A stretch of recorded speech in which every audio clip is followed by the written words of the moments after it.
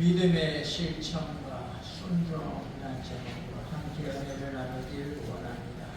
오늘 본문은 지난주에 히브리서 12장에 말한 것 같이 이 믿음의 성도들이 행함의 실천에 대해서 말씀하셨는데 그 내용을 자세하게 실제적으로 하나하나 어떻게 행하는 것이 믿음의 삶인가에 대해서 오늘 히브리서 13장에서 말하고 있습니다.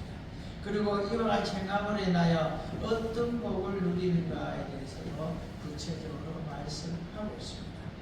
예수 그리스도를 믿는 우리 성도들의 신앙과 생활에 대해서 말씀하고 있습니다.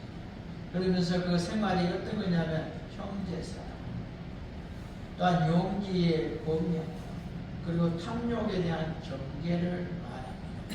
형제를 지속적으로 사랑할 것을 본면하는 것이 1절 본문, 오늘 본문 1절에 나오고 있습니다.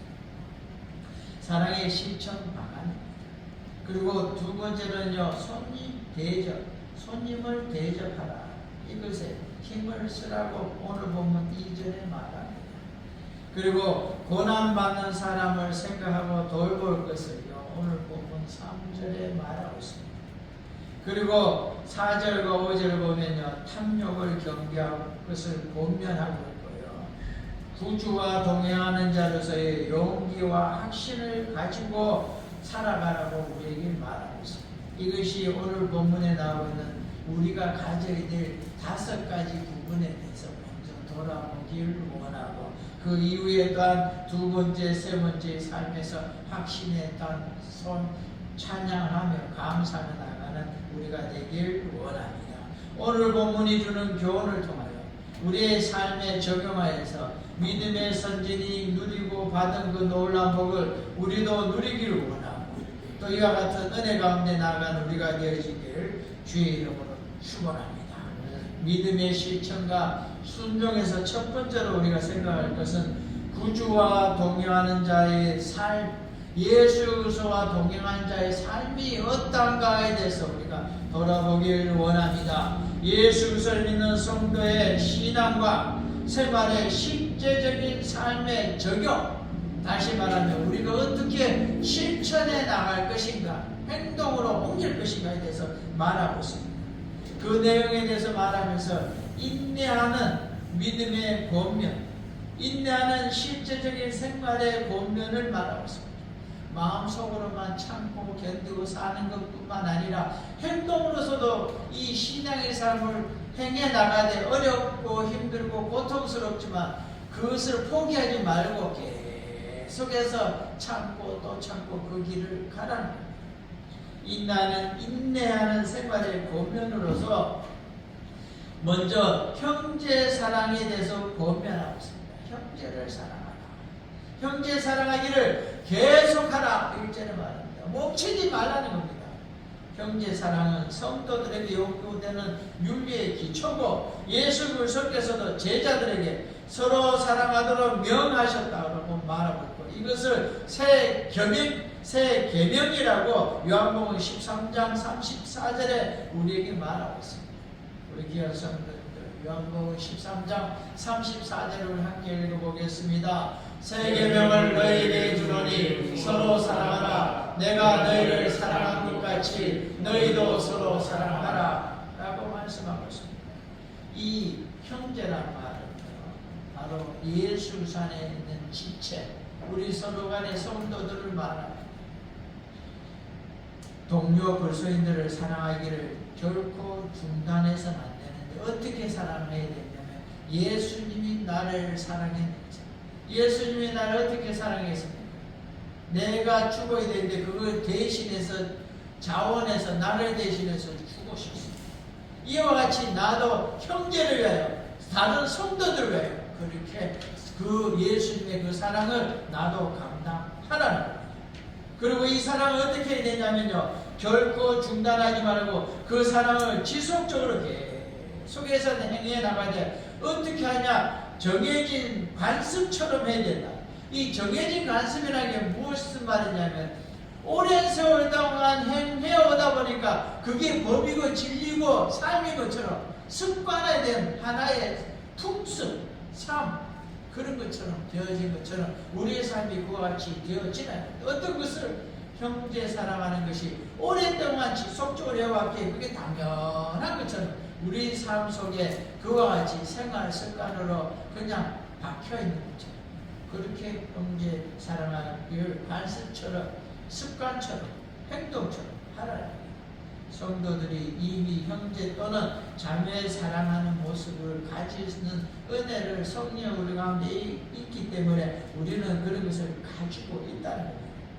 그러기에 우리는 이 형제되는 기독교 교회 안에 있는 공동체 안에 있는 믿음의 형제된 자들, 오늘로 말하면 성도 사랑하기를 내 몸 사랑하듯이 해야 하는 겁니다. 그리고 그리스도인들이 자기들을 부정적으로 보는 동족 유대인들조차도 사랑하라는 겁니다. 우리가 먼저 내 가까운 이 믿음 안에 있는 교회 안에 있는 성도들 간에 화목하라는 겁니다. 하나가 되라는 겁니다. 내 몸과 같이 사랑하라. 주님의 명령입니다. 그래서 우리가 먼저 사랑하되 안에 있는 믿는 자들 함께 사랑하라는 겁니다. 그리고요 두 번째 좀 더 나가서는요 그 다음에는 나그네를 사랑하라. 손님을 대접하라. 손님은 참 귀한데 이 손님이란 말이 무슨 말이냐면 나그네. 그런데 이 원시 시대에 과거에 갈수록요 낯선 사람들이 오면 무엇을 생각했냐면요 적으로 간주했습니다. 적이 헬라 시대에요 1세기에 이르러서야 이 손님들 낯선 사람 오는 사람들 뭐라고 했냐면요 잘 들으시기 원합니다. 제우스 신에게서 온 자, 신에게서 온 자니까 귀화물이잖아요. 그래서 야 나그네 손님을 대접해야 되구나. 그때 돼서 그런 모습이 그런 풍습 문화가 생겨났습니다. 그전에는 이 고대 근동 히브리 사회에서 이런 모습은 그보다 더 앞서지만요. 다른 지역에서는요. 이방인들이 오면 무조건 적입니다. 그래서 성경에도 보면 정탐꾼들 보고 죽이려고 하는 모습입니다. 그게 문화입니다. 그런데 성경에 보면요. 구약 시대부터 이미 나그네를 환대하는 굉장히 기여길 모습이 나오고 있고 그게 생활 습관이었습니다. 이스라엘 사람들에게서. 그리고 또 의무로 나타나는 것이 창세기 18장과 19장과 열왕기하 4장에 나오는데요. 창세기 18장에 보면 아브라함이요 달려나가서 물을 조금 가져오게 하사 당신들의 발을 씻으시고 나무 아래서 씻었어요. 내가 대접하는데 공짜로 음식을 대접하는데도 귀하게 오셔서 우리 집에 와서 잠시 쉬시고 이 나무 밑에서 계신 내가 금방 가서 음식을 준비해 오겠습니다. 손님을 지나가는 나그네를 이렇게 대접해 본 적 있습니까? 오늘날에 쉽지 않습니다.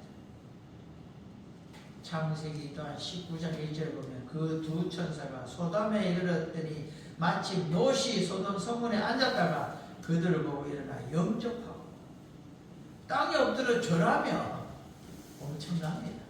이 부분은 조금 더 다시 설명하겠습니다. 열왕기하 4장 8절에는요 귀한 여인이 엘리사를 수넴에 있는 이 여인이 엘리사를 대접한 모습이 나옵니다. 그리고요 초대교회도요 나그네 대접에 힘썼다고 로마서 12장 13절에 나옵니다. 성도들의 설 것을 공급하며 성대접하기를 힘쓰라. 서로 성도들 먼저 우선이 뭐라고 했죠? 제가요 교회 안에 있는 성도들 우리 믿는 자들 먼저 교회 안에 있는 우리 서로 도우라는 거예요. 우리 교회 안에 있는 우리 성도들도 안 도우면서 나무도 없는데 이건 우선순위 하나의 말씀대로 안 하는 겁니다. 내 마음대로 하는 겁니다. 내 생각대로 하는 겁니다. 성도들 서로 어려움을 돕고 좋은 일에는 축하하고 어려운 일은 함께 슬퍼하고 위로하는 모습이 우리가 있어야 한다는 겁니다. 그리고는요 손 대접하기를 힘쓰라 라고 신약시대 로마서 12장이 말하고 있습니다. 이 손대접이 나그네 대접하는 건데 계속하고 소홀히 하지 말라는 거예요. 남는 거 주는 거 아닙니다. 자기 대접하라는 겁니다. 나그네는 외지에선 이방인 그리스도인들과 그리고요 순수하게 또 이방인들 어떻든 그들을 도우라는 겁니다. 이와 같이 소외되고 연약한 그들을 도울 때에 하나의 놀라운 복과 은혜가 주어진다는 겁니다. 이런 모습이 오늘날에도 우리가 해야 돼요. 그리고 성경 말씀에요. 2절에 보면 왜 이렇게 해야 되냐면요. 손님을 대접하다가 부지 중에 천사들을 대접하는 일이 있었다. 천사인 줄 몰랐습니다. 근데 대접하고 보니까 사람이 아니고 천사였다. 여러분들 오늘날 이와 같기를 원합니다. 히브리 사회에서 있었던 일들을 우리에게 예로 모델로 보여주고 있는 겁니다. 성도들에게 손님 대접하는 일이 얼마나 복된 일인가를 보여주기 위해서. 왜 보여주겠습니까? 이렇게 함으로 나도 복받으라는 겁니다. 우리 성도들도 오늘 너희들도 아브라함이 누린 복을 우리도 누리고 받으라고 주님이 이와 같이 말씀하고 있는 겁니다. 계속해서 임선하는 것은 계속해서 이 복을 받으라는 겁니다. 아브라함과 롯이 천사를 대접할 때요, 천사인 줄 몰랐습니다. 사람인 줄 알고 지나가는 사람인 줄 알고 대접했습니다. 아브라함은 낯선 세 사람이 자신의 집 앞에서 나타나니까 신속히 영접하고 극진히 대접했다고 창세기 18장에 말하고 있습니다. 롯도요, 창세기 19장에 보면 접을 때 소돔에 있는 두 사람을 간청하여 자기 집에 유숙하겠다고 그랬는데, 창세기 19장 1절에는요, 창세기 19장 1절에는 앞에 영상에 보는 것처럼요, 두 천사가 소돔에 이르니 이렇게 나오지만요, 그보다 앞에 있는 한 장 앞에 있는 18장 2절에 여러분들 이 롯이 이렇게 눈을 들어보니까 사람 셋이 서 있어요. 그러니까 확 쫓아가서 땅에 엎드려서 사람 보고 엎드렸다는 거, 천사가 아니고요. 우리 집에 와서 식사하고 가시죠. 이게 엎드린 게 쉽겠어요. 고개를 숙인다는 거, 그들을 높이는 겁니다. 롯의 눈에 비친 자는요, 머리를 숙여 그 앞에 그들을 맞이할 때는 천사가 아니었고요, 사람 셋이 지나가는 걸 보고요, 사람 지나가는 나그네를 우리 집에 와서 식사하고 가시죠. 제발 부탁드립니다. 이렇게 오늘날 이렇게 할 수 있겠습니까? 쉬운 일이 아니라. 사랑하는 귀한 성도들, 천사였지만 그 모습은 사람이었습니다. 성경에는요, 소자에게 한 것이 주님께 한 거라고 했습니다. 이것을 오늘날 우리가 적용하기를 원합니다. 아브라함이 롯이 사람으로 인식된 천사를 대접함으로써 천사가 아닌 평범한 사람을 대접했다고 생각하면서 선행을 베풀었는데, 실제적으로는 천사를 대접했고 하나님을 대접한 역사가 일어난 걸 볼 수 있습니다. 18장 1절에 보면, 창세기 18장 1절에 보면 여호와께서 아브라함에게 나타나시니라 라고 말하고 있습니다. 그리고요, 18장 10절에 보면요, 기한이 이를 때에 내가 정녕 내게로 돌아오리라. 내 아내 사라에게 아들이 있으리라 하시니, 사라가 그 뒤 장막문에서 들었더라. 사람을 영접했더니 그게 사람이 아니고 하나님, 그 하나님이 내게 아들이 있습니다.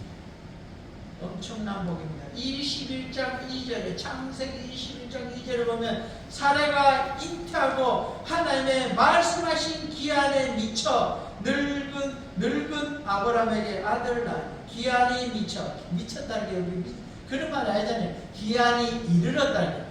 기한이 되니까 18장 이전에는 기한이 이를 때에 정해진 하나님 계획한 그 날이 되면 내가 다시 돌아올 건데, 그때 너가 아들을 낳을 거다. 근데 21장 2절에 뭐냐면 그 기한이 되니까 사라가 아이를 낳았다. 하나님의 이 엄청난 약속, 이 약속을 받을 걸 믿는다면 누구인들 손님 대접 안 하겠습니까? 사랑하는 귀한 성도, 아브라함이 이러한 복을 누렸습니다. 그리고요, 또 더 나아가서는요, 하나님의 심판 계획을 들었고요, 그런 말미암아 조카 롯을 구원할 수 있었다고 창세기 19장 29절에 말하고 있습니다. 사랑하는 귀한 성도, 하나님이 아브라함을 생각하사, 19장 29절입니다. 하나님이 아브라함을 생각하사 롯을 그 엎으시는 중에서 내보내셨더라. 엎으신 소돔과 고모라를 뒤엎을 때에 롯을 구해줬다. 손님 대접하십시오. 섬기십시오.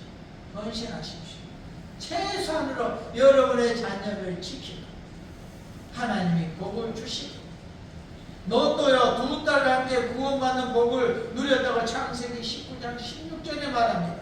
롯이 지참에 그 사람들이 롯의 손과 그의 아내의 손과 2딸의 손을 붙잡아 인도하여 성 밖에 두니, 이 말이 무슨 말이야? 인도했단 말은 무슨 말입니까? 어린아이의 손 붙잡고 끄집고 가듯이 무슨 말인지 알겠습니까? 성이 무너져 내릴 판국인데, 아이고 우리 소풍 가듯이 이렇게 데리고 갔겠어요. 끄집고 나간 겁니다. 몽땅을 말 안 듣는, 이거 지체지차니까 죽을 건 눈에 뻔하게 보이니까 끄집고 나간 겁니다.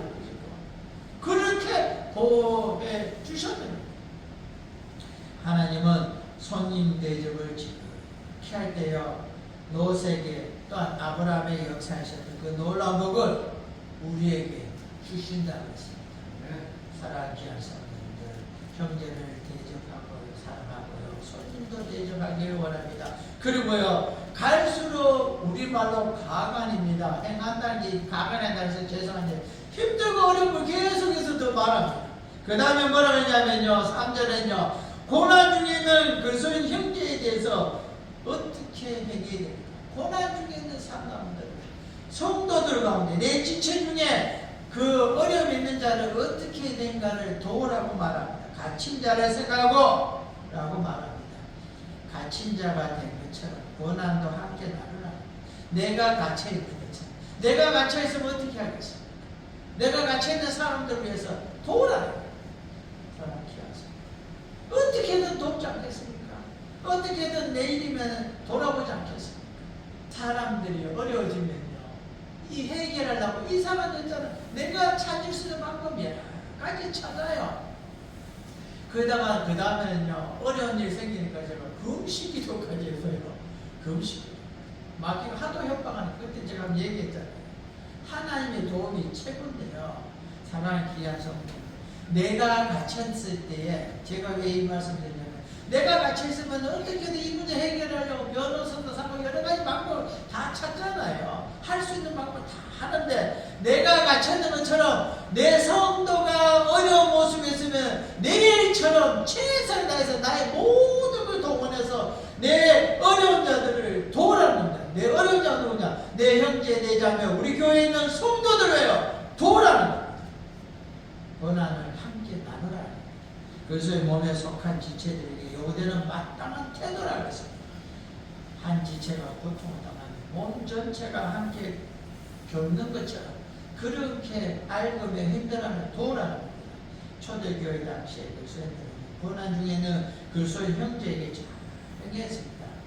당시에 철학자였던 알레스티테스라는 사람이 데스라는 사람인데요, 그 사람이 예수 믿는 사람을 뭐라 표현했냐면요, 그 예수쟁이들은요 그들 중에 누가 동료가 예수 그리스도에 믿는 믿음이 일어나요 투옥되면요, 아니면 고난을 받으면요, 자기가 가지고 있는 모든 수단과 방법을 동원해서 어떻게 하든 그 사람을 구해내거나 그 사람을 도와주는 일이에요. 앞장을 모두가 벌떼처럼 나서서 행했다고 했습니다. 돈으로 자유를 되찾는다면 그 해방을 해요. 그 돈을 다 스스로한 해방을 위해서 도왔다는 겁니다.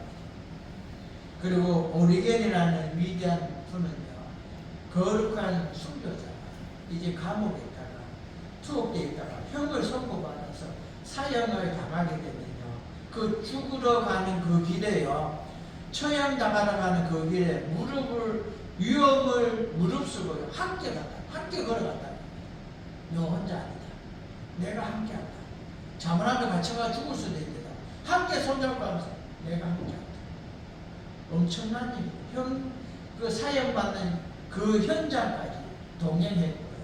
감옥에 갇힌 동료 그리스도인들을 돌아본 일에 그리스도를 도로 최선을 다했다고 했습니다. 사랑하는 귀한 성도, 마태복음 25장 40절의 말함처럼 그대로 행했다는 겁니다. 임금이 대답하여 이르되 내가 진실로 너희에게 이르노니 너희가 여기 내 형제 중에 지극히 작은 자 하나에게 한 것이 곧 내게 한 것이다. 사랑하는 귀한 성도님들, 우리 교회에 있는 성도들 중에 이웃에 있는 어려운 자들, 그 중에 가장 작은 자, 그를 돕는 것이 주님을 돕는 자라고 했습니다. 요즘에 영적으로 어려운 영의 옥에 갇혀 지내는 자들도 있고요. 남을 용서하지 못해서 어려운 가운데 있는 이들도 있습니다. 이들을 자유케 하시는 예수 그리스도의 인도하는 우리가 되길 원하고요. 마음의 깊은 상처를 치유해 주시는 믿음 안으로 우리가 인도해 가길 원합니다. 지체된 성도들에게 반드시 되는 요구되는 모습. 교회 안에서 신음하고 있는 이들, 마음적으로 고통 가운데 있는 이들, 한숨이 나오고 있는 이들 위해서 우리가 함께 한숨을 쉬고요, 함께 울고요, 함께 손잡고요, 함께 기도해 주는 우리가 되어야 되는 겁니다. 그래서에 대한 핍박이 심해지고요, 옥에 갇혀있는 것처럼 이 시대가 지나갈수록 더 어려워져 갑니다. 왜? 예수 그리스도의 재림이 가깝기 때문에 핍박과 고난은 더 어려워집니다. 사랑하는 귀한 성도님들, 우리는요 이와 같이 이럴수록 협력하고 한마음으로 내가 이들을 위하여 돕고 나가길 원합니다. 오늘 본문 히브리서 13장 다시 말해 히브리서가 기록된 이 시대가요 AD 65에서 70년경입니다. 그 당시에 네로 황제가 이 대로마를 통치하던 시절이에요. 예수 믿는다는 이유로 해서 박해가 극심하던 시절, 엄청나던 시절이었어요. 그런 상황에서 학대받고 있던 형제들을 생각하다가 그 당시 얼마나 많이 죽었는지 모릅니다. 그러기에 그들을 함께 돌아보라. 그때보다 더 어려운 게 오늘입니다. 오늘보다 더 어려운 게 내일입니다. 왜? 예수의 재림이 더 가깝게 마귀의 그 간악한 모습은 더 날뛰고 더 커져갑니다. 모든 성도들도 몸을 지니고 있다는 걸 생각하고요. 학대받는 삶으로부터 자유로울 때에 육체의 어려움을 겪고 있는 그들을 돌보고 그들과 함께하고 그들의 고난과 고통 가운데 우리가 함께하는 우리가 되어지길 원합니다. 그들도 역시 고난에 부딪힐 때가 우리도 언젠가 그 고난이 올 때 다른 지체가 나를 위해 함께 협력하고 기도해 줄 수 있다는 걸 생각하고 같이 하라는 겁니다. 예수 그리스도 안에 있는 형제와 자매들의 모습이 바로 이 고문을 당하거나 학대를 받을 때 아픔을 함께하고 공유하고 함께 된 모습을 가지라는 겁니다. 이것이 바로 참된 이 성도의 모습이고 예수 그리스도의 마음을 가진 자의 모습입니다. 서로 형제 자매로 여기고 또한 믿음의 삶에 실천하는 그러한 삶이 마음과 행동이 하나와 같이 일체가 되는 모습이 되어야 된다는 겁니다. 이것이 오늘 우리가 본받아야 된다는 겁니다. 형제를 사랑하고 성도들을 서로 사랑하고 손님을 대접하고 나그네를 대접하고 세 번째는요 가친자와 같은 성도들이 예수 그리스도로 인해 핍박받는 그들을 돕고 그 다음에 네 번째는요 나를 향한 건데요 돈을 사랑하지 말라고 말합니다. 돈을 버리라는 게 아닙니다. 옛날에 제가 대구에 살 때 우리 집 앞에 있는 이단이 있었는데요 거기에도 교회라고 했는데 어떻게 했냐면요 돈과 황금과 금은 폐물은요 쓰레기래요. 시래기가 아니고 쓰레기래요. 그래 버려야겠네요. 일반 쓰레기는 밖에다가 쓰레기 봉투에 버리는데 이 금은보화 이런 거는 쓰레기를 어디에 버려야 되냐면 뒤에 있는 그들은 헌금함이 아니고 쓰레기함이 뒤에 있어요. 거기를 버려야 돼요. 그럼 그건 누가 처리하느냐? 그것은 목사님이 그거 쓰레기를 처리하는 청소를 해요. 그러면 야 그거 괜찮은데 우리 천원보 갔다 오라 그랬거든요. 갔다 왔더니 그렇게 말을 해요. 야 그거 괜찮은데 그러니까 우리 천원이 막 웃어요. 사랑하는 귀한 사람 그게 아닙니다. 돈을 사랑하지 마라 말은요 하나님보다 예수 그리스도보다 성령보다 사랑하지 말라는 겁니다. 하나님 위해서는 그걸 포기하라는 겁니다. 무슨 말 이해하시겠습니까? 그걸 이상하게 그렇게 해석하고 있는 이단들도 있다는 겁니다. 돈에 대해서 위험성을 바울도 경고했는데 디모데전서 6장 10절에 말하고 있습니다. 돈을 사랑함이 일만 악의 뿌리가 되나니 이것을 탐내는 자들은 미혹을 받아 믿음에서 떠나 많은 것이 심어서 이게 문제가 있고 그 다음에 자기를 찔렀다. 돈을 사랑하면 자기를 찌른다. 이건 더 무서운 거였어요. 일만하게 뿌리가 되고 자기를 찌르는 처절한 모습이 되는 겁니다. 예수서의 모습에서요. 돈에 대해서 경고하는데 종교적인 우상 숭배와 맞먹는다고 했습니다. 하나님의 위치에 돈을 두는 것이다. 이것이 바로 돈을 사랑하는 모습인데요. 예수 그리스도께서 분명히 말했습니다. 그 둘을 겸하여 섬길 수 없다. 마태복음 6장 24절에 말하고 있습니다. 한 사람이 두 주인을 섬기지 못할지니 혹 이를 미워하고 저를 사랑하거나 혹 이를 중히 여기고 저를 경히 여김이라. 너희가 하나님과 재물을 겸하여 섬기지 못하느니라. 분명히 말하고 있습니다. 무슨 말인지 알겠습니까?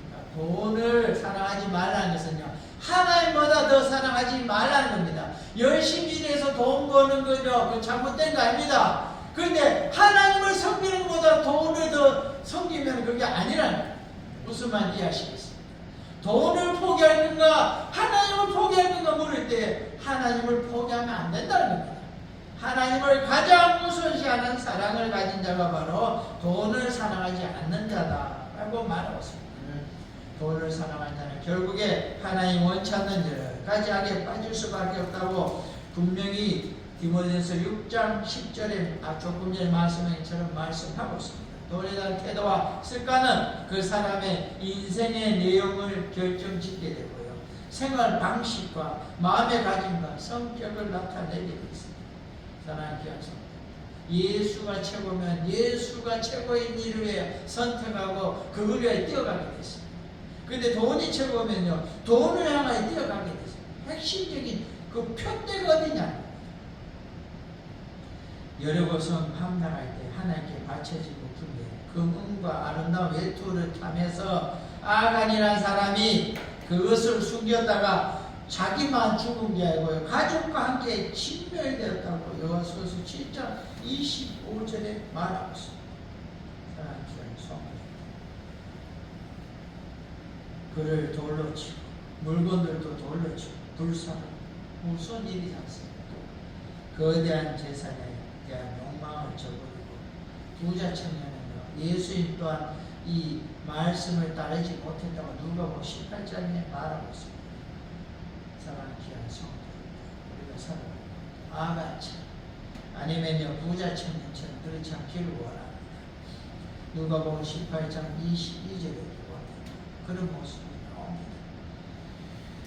이 말을 듣고 이르되 내가 아직도 한 가지 부족한 것이 있다.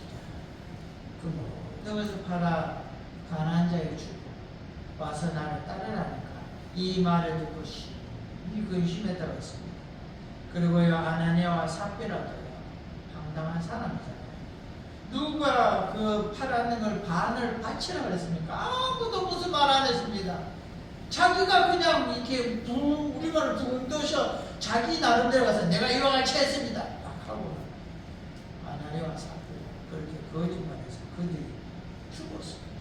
명령한 것도 아니고 명령한 것도 아니고 이 모두가 돈에 대한 태도고 생활 방식의 잘못된 모습으로 불행이 나타난 모습입니다. 현재 소유하고 있는 이 모든 것들이 많든지 적든지 하나님 주신 겁니다.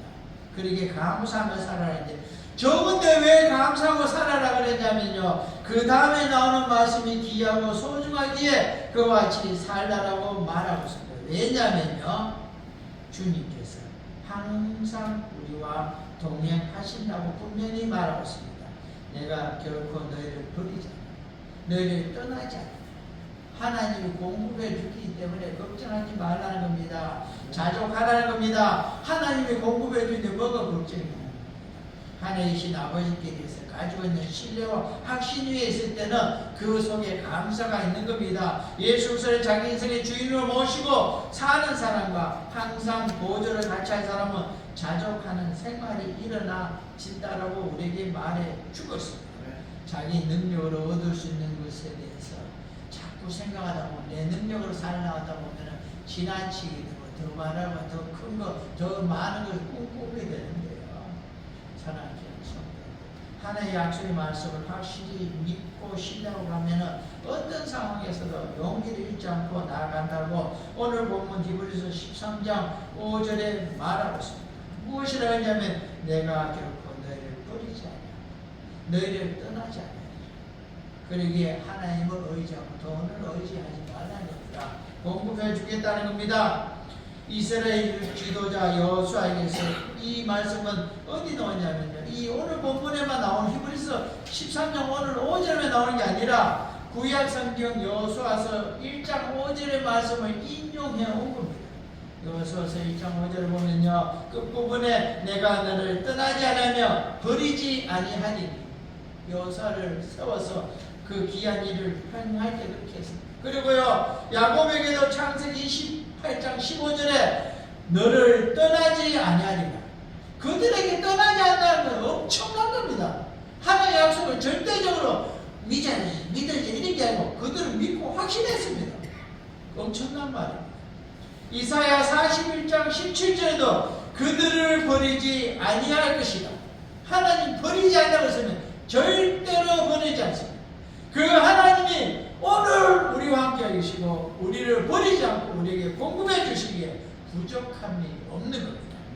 이 말씀의 핵심은 하나님께서 택하신 언약의 백성들은 어떤 형편에 처하든지 하나님이 절대적으로 보호해 주시고 절대적으로 도와주시고 또한 축복해 주시고 풍성해 주신다고 말하고 있습니다. 그 부분을요, 이사야 49장 15절에 말하고 있습니다. 나는 너를 잊지 아니할 것이다. 부모와 자녀가 어려운 가운데 방치하지 않고 방치해두고 돌보지 않는 자가 없는 것처럼 하나님께서는 절대로 떠나지 않는다. 어떠한 일이 벌어지더라도 하나님만을 믿고 의지한 자녀들을 떠나지 않고 버리지 않겠다는 하나님의 엄청난 약속입니다. 그리고요, 다섯 번째는 뭐냐면 6절에 나오는데요, 다 때의 위에 지나갔습니다. 이걸 쉽게 설명하면 내 자신을 이기라. 내 자신을 이기라. 오늘 보면 13절 1절에 나오는데요, 대적한 자들이 많은 환경이고 물질적인 어려움이 많은 환경이고요, 믿음을 지켜야 하는 그런 어려움이 많이 몰려오는 시대입니다. 문화적으로 또한 시절적으로 흐름적으로 지금 이런 모습을 간다. 이렇더라. 이 어쩔 수 없다. 요즘 세태가 그렇다.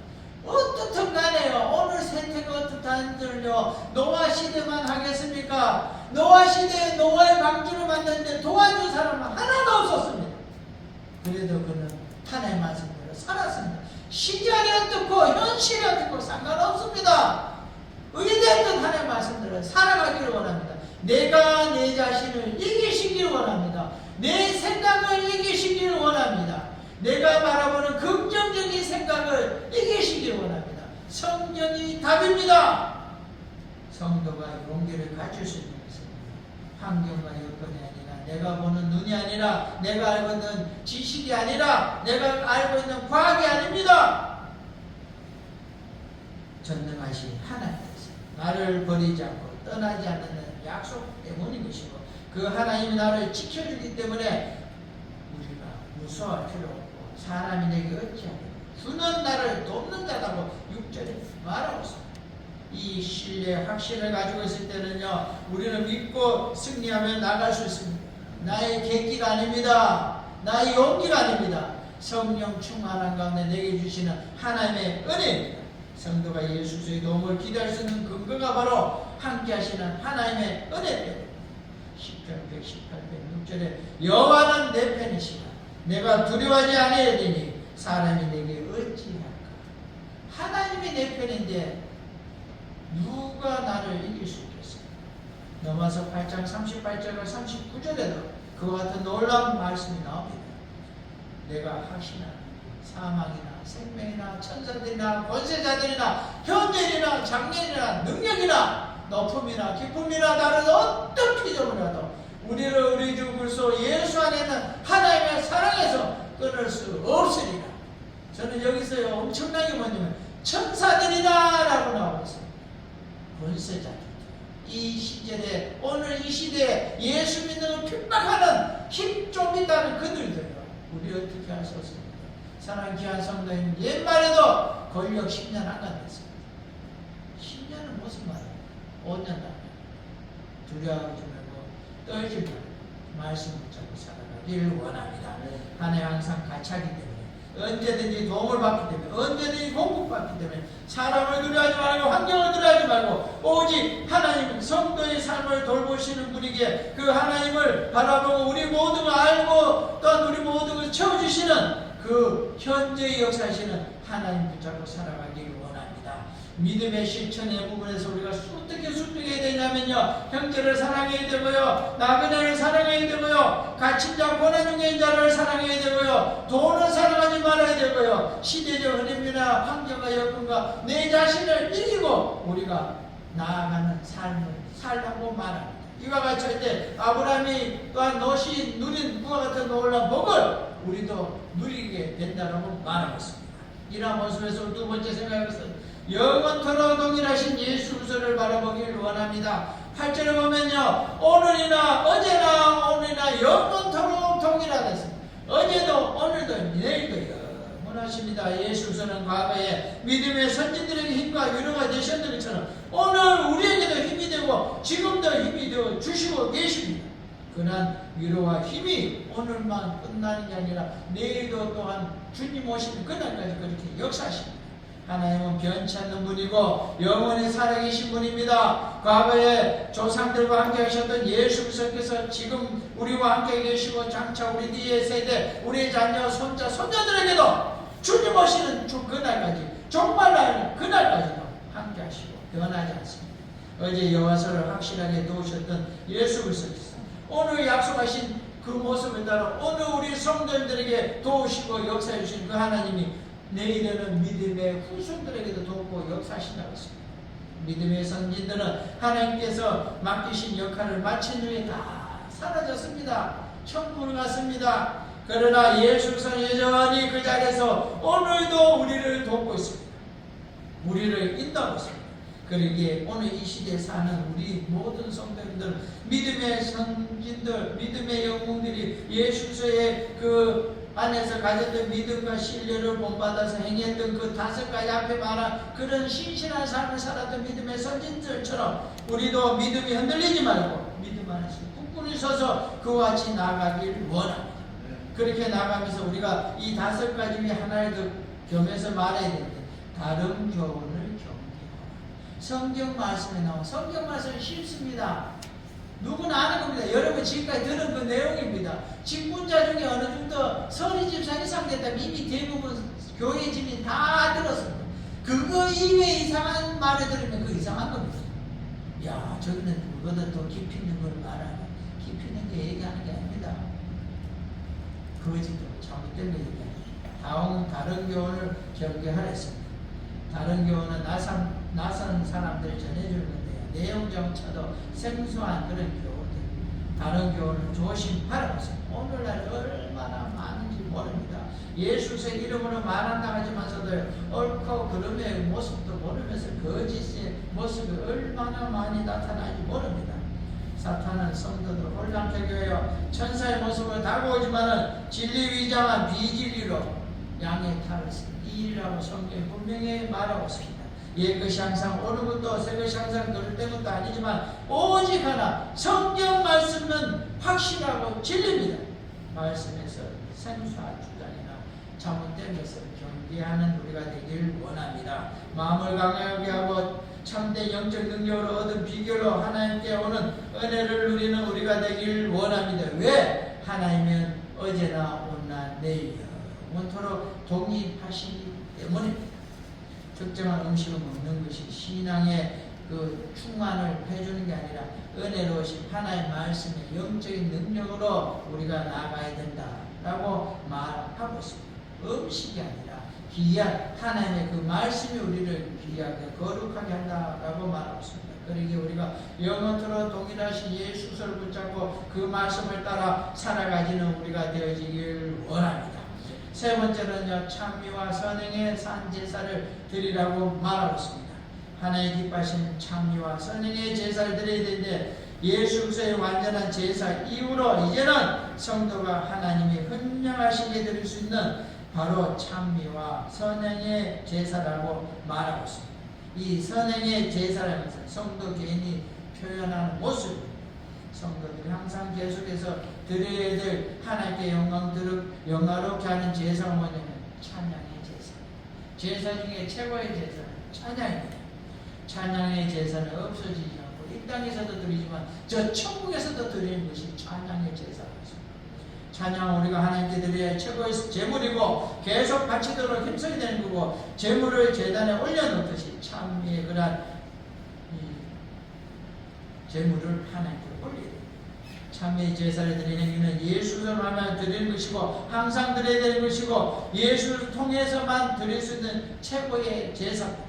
예수를 거부하는 자들은 이 제사를 드릴 수가 없고 드리려고 할 수도 없고 드릴 수도 없습니다.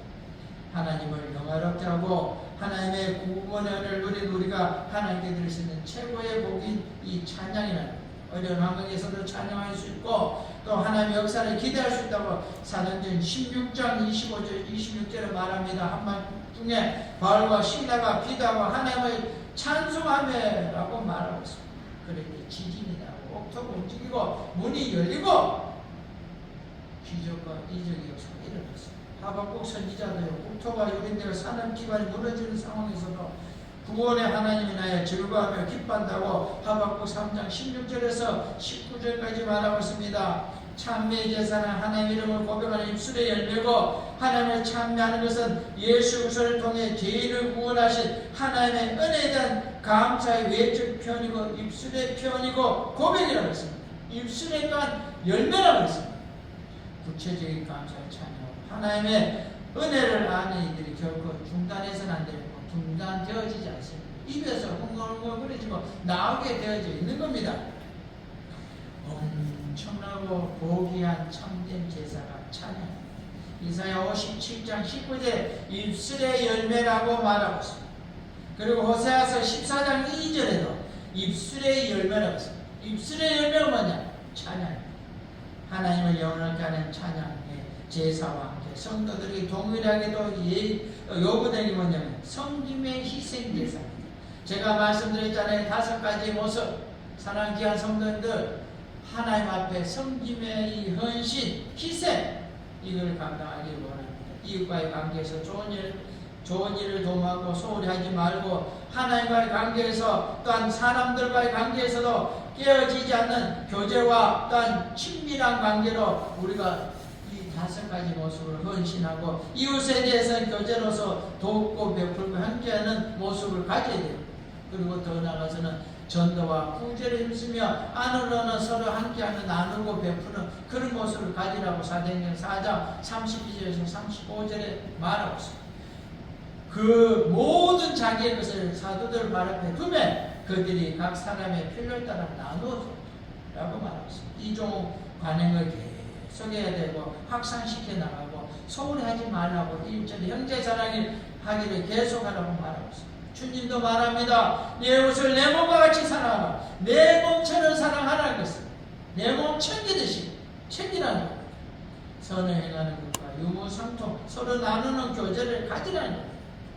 마태복음 22장 39절에도요. 둘째도 그와 같이 하니 내 이웃을 내 몸같이 사랑하라. 하나님을 사랑하는 것처럼 내 이웃도 내 몸같이 사랑하라 라고 말하고 있습니다. 선행이나 교제가요, 외인보다는 성도들을 먼저 사랑하라고 말하고 있습니다. 교회 밖의 사람도 사랑해야 되지만 우선순위가 주님 안에 있는 형제와 자매들에게 한다 사랑해야 된다고 갈라디아서 6장 10절에 말하고 있습니다. 그러므로 우리는 귀에 있는 대로 모든에게 착한 일을 하되 더욱 믿음의 가정들에게 하자. 먼저 믿음의 가정들에게 하라. 우리 성도들이 왕같은 제사장으로서 계속해서 드려야 될 귀중한 제사가, 하나는 하나님께 드리는 찬양의 제사, 하나는 제가 아까 말씀드린 이 5가지 성도들, 이웃들, 사람들을 향한 그런 제사. 이 놀라운 귀한 것을 하나님께 드리고 또한 성도들과 교제 속에서 행할 때 하나님의 약속하신 놀라운 복들이 아브라함을 얻과 그 믿음의 선진들이 누렸던 복과 같이 그 복을 여러분들도 누리고 여러분 자녀들도 누리게 될 줄로 믿습니다. 결론을 맺기를 원합니다. 사랑하는 귀한 성도 여러분, 하나님의 백성인 우리 모두가 하나님께서 요구하는 윤리적인 덕목들 이 5가지를 반드시 실천해서 살아가기 원하고, 또한 찬양을 하나님께 드린 제사를 반드시 드리며 나가기를 원합니다. 그래서 요새 지켜야 할 기본적인 삶의 지식이고, 이 귀한 것을 통하여 우리가 하나님께 복 받는다고 하기에 우리가 복 받기 위해서는, 내가 복 받기 위해서는 이 귀한 일을 감당하기를 원합니다.